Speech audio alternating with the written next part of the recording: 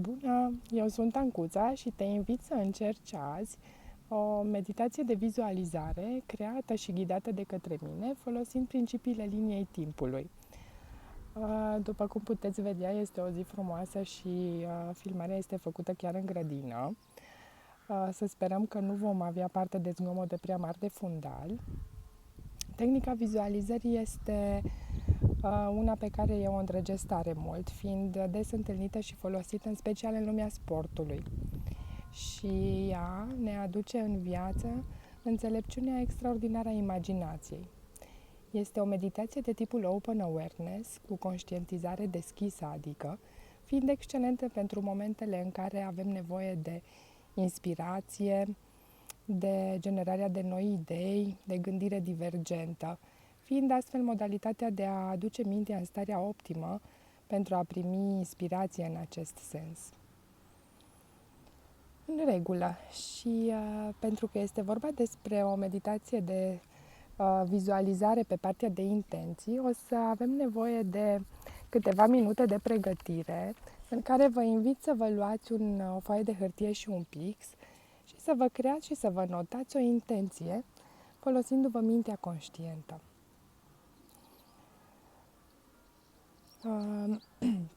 Atenție la integrarea în propria viață a acestei posibilități date de noua intenție.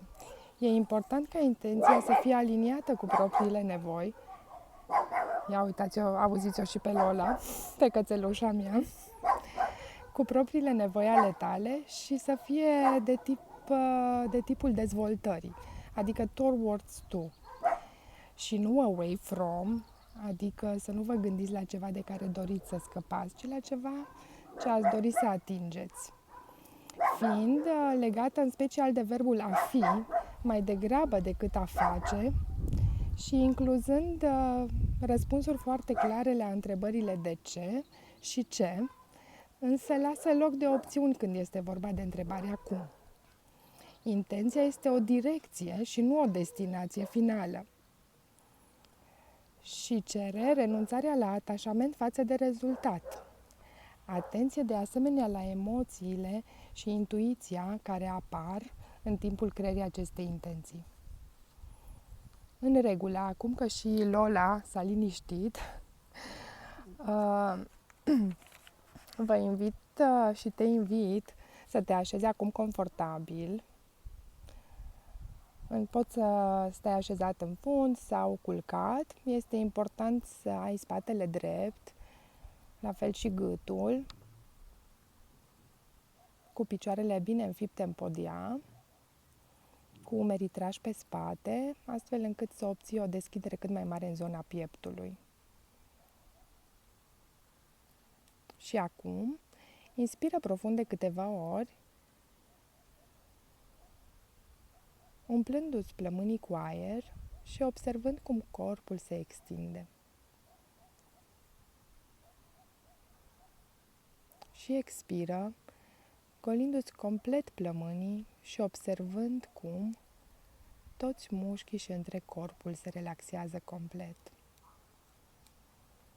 Și înainte de toate, bucură-te de această pauză, de acest timp în care ai prilejul să lași totul deoparte și să îți petreci puțin timp cu tine, relaxându-ți corpul și mintea. Și pe lângă asta, conștientizează faptul că faci un antrenament al minții cu prilejul fiecarei meditații practicate, care îți îmbunătățește atenția, sănătatea, capacitățile cognitive și relațiile cu cei din jur. Și de asemenea, foarte important este faptul că mai ales acest tip de meditație te ajută să te cunoști mai bine. Timpul alocat reflexiei fiind foarte important în acest sens.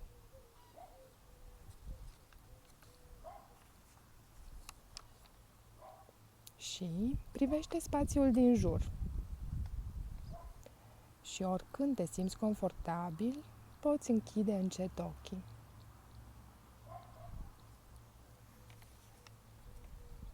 Și fii atent la cum se simte corpul, la contactul acestuia cu suprafața pe care stai.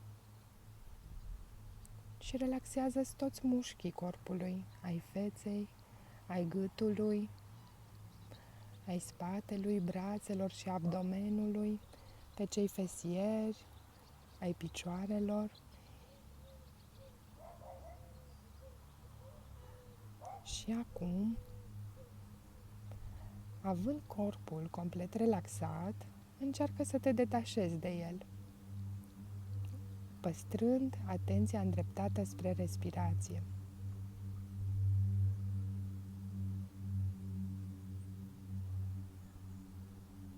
Iar dacă simți că mintea zboară, ceea ce este normal, adu-o cu blândețe înapoi spre respirație. Și acum, conștientizează gândurile tale. Poate sesizezi un gând care te frământă.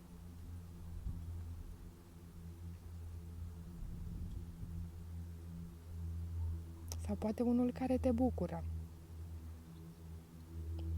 Privește-l atent, indiferent de care ar fi, cu deschidere și fără a-l judeca, dându-i forma unui balon, orice culoare dorești.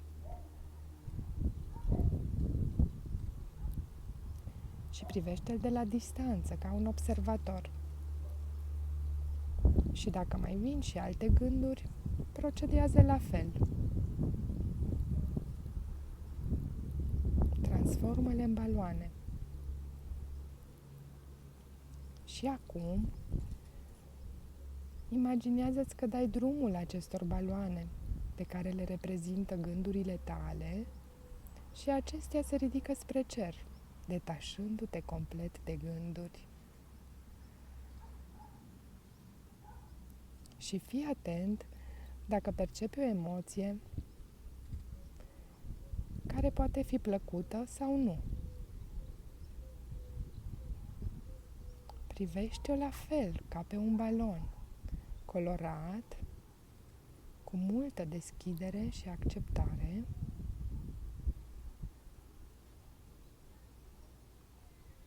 Și când ești pregătit, lasă toate baloanele să se ridice spre cer, detașându-te complet și de emoții.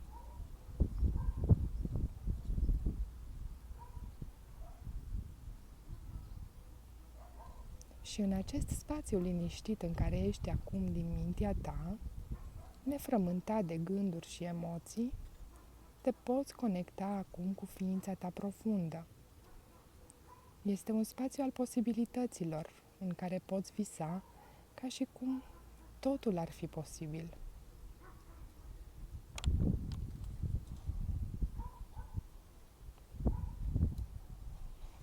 Și acum, gândește-te la linia timpului vieții tale, din momentul în care te-ai născut și până în prezent, care se continuă și spre viitor. Și vizualizează intenția ta ca și cum ar fi un tablou sau o fotografie cu tine în ea.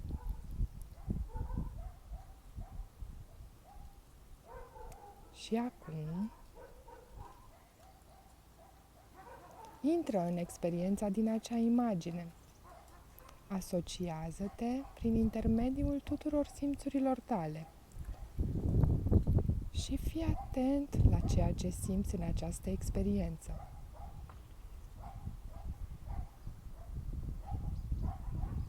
Ce vezi în jurul tău? Ce se aude în jur? Poate se mai aud și alte persoane sau se văd. Cum miroase? Care este temperatura? Și ce alte texturi mai simți?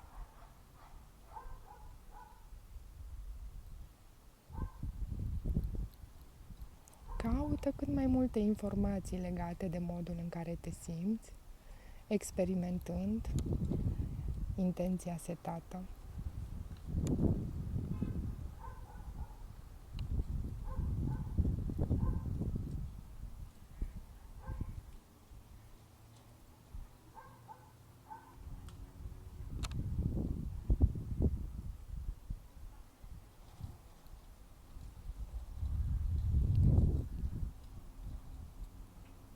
Și când ești pregătit, ieși din experiență, privind-o din nou ca și cum ai privi o imagine, un tablou.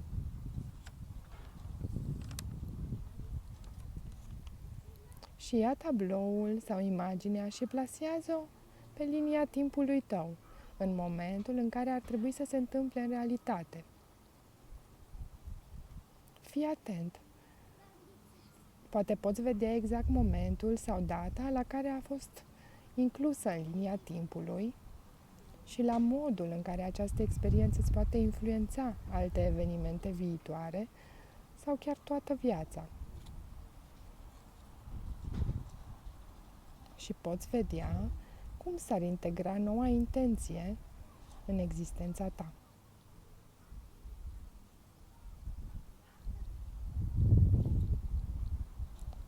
Și oricând te simți confortabil, poți inspira adânc și cu blândețe revină la sunetele din jur și poți deschide ușor ochii. Sper că ți-a plăcut. Oricând poți experimenta o astfel de călătorie pe tărâmul propriei imaginații, care îți poate aduce multă înțelepciune și cu ajutorul căreia poți explora toate posibilitățile dintr-un loc conectat cu propriile nevoi și valori. Să-ți fie de bine și mai ales de mare folos. Pa, pa, o zi frumoasă!